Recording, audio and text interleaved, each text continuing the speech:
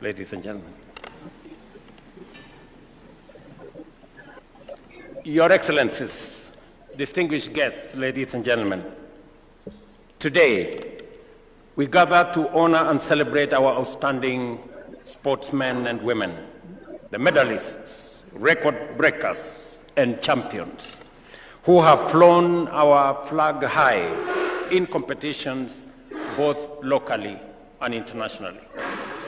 Our athletes, whether on the athletics track, the football or rugby pitch, the volleyball court, or the boxing ring, are among Kenya's brand Kenya's greatest ambassadors. They lift our collective spirit, inspire us to reach to greatness, and show the world the limitless potential of our nation. This dedication is important that today we have sportsmen and women from different disciplines in our midst. Their dedication, discipline, and resilience have not only won medals and shattered records, but have also reminded us of the power of talent when it is nurtured with purpose and supported with opportunity. We are all immensely proud of the performance of the Harambee Stars in this year's CHAN tournament. Before the competition began, few believed we would progress beyond the group stages. We were drawn into what was, and many called, the group of death. Along CHAN giants like Morocco and DRC, nations that between them have lifted the trophy 4 times. Yet against all odds, our team topped the group. Tuwapigie makofi jamani.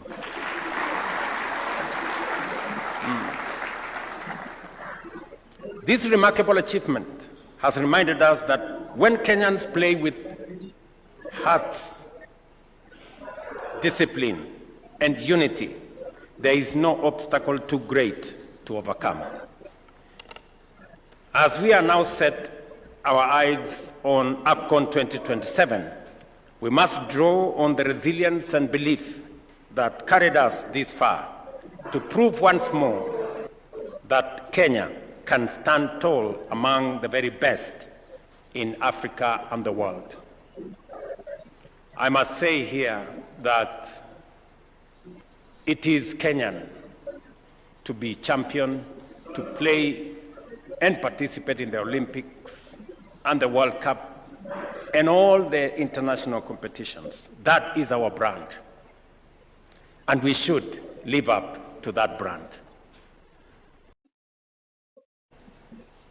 Very soon, our team, the Kenyan team, is not only going to play and win in the continental championships, but also in the world championships.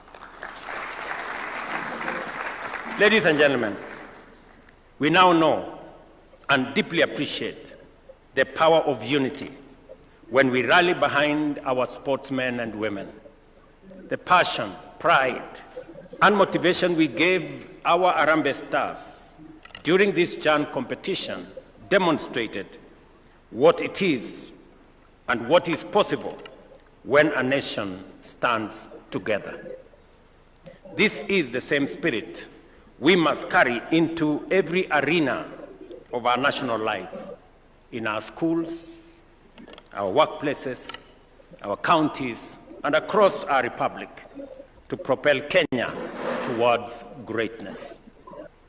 As a government, we have taken deliberate steps to recognize and reward excellence. We revised the cash scheme to ensure our champions are acknowledged in a manner that reflects their sacrifice and hard work. We have made the following changes, and they are significant. The package for individual Olympic gold medalists has risen from Kenya shillings 750,000 to 3 million. Silver from 500,000 to 2 million. And bronze from Kenya shillings 350,000 to 1 million. In team sports,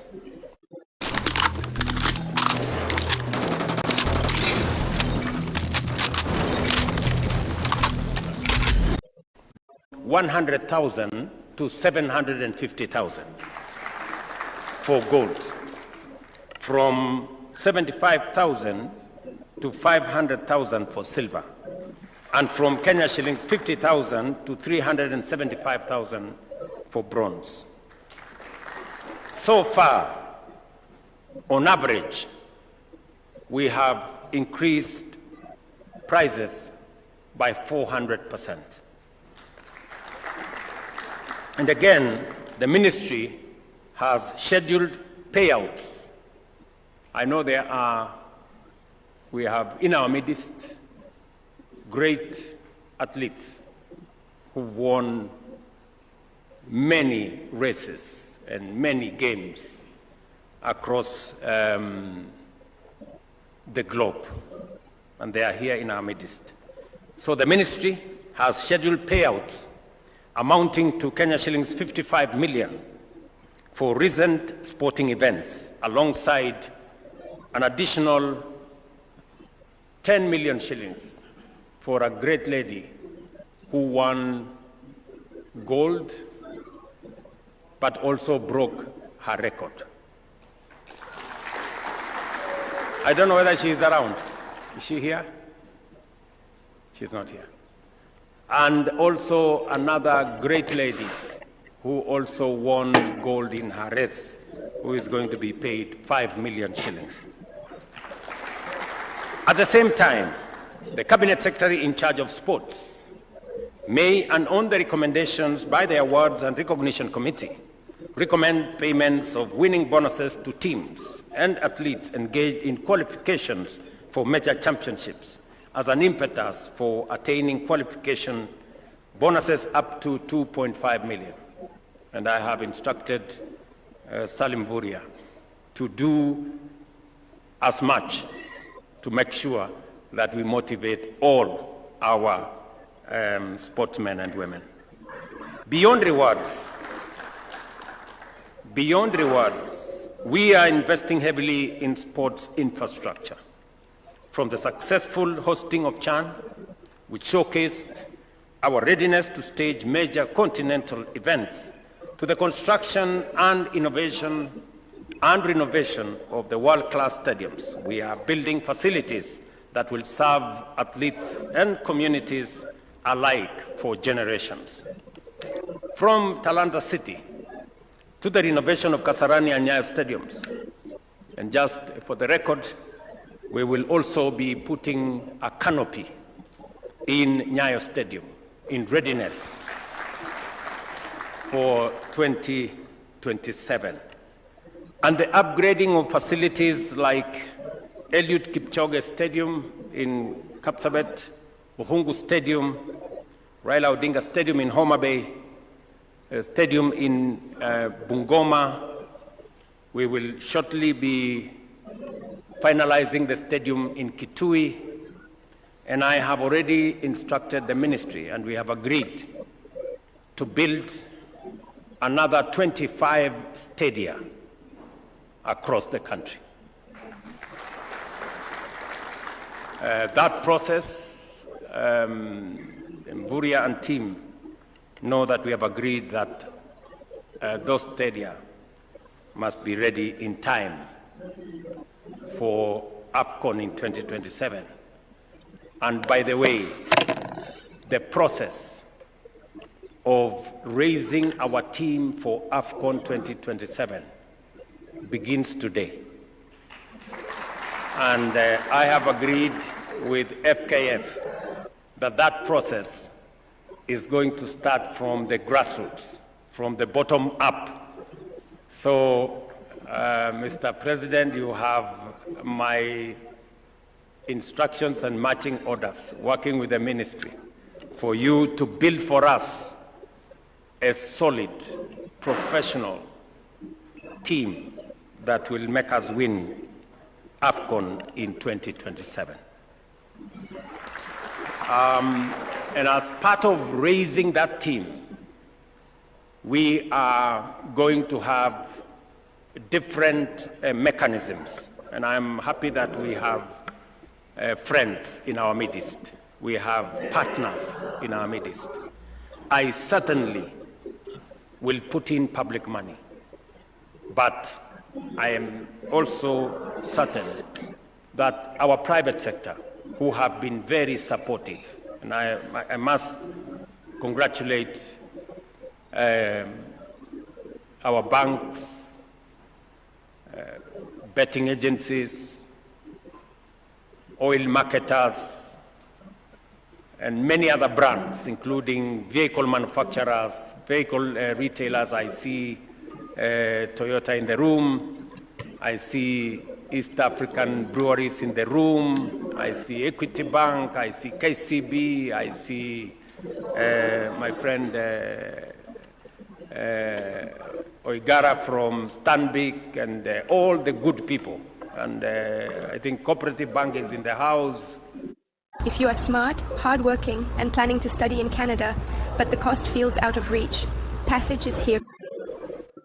And institutions that have capacity to support.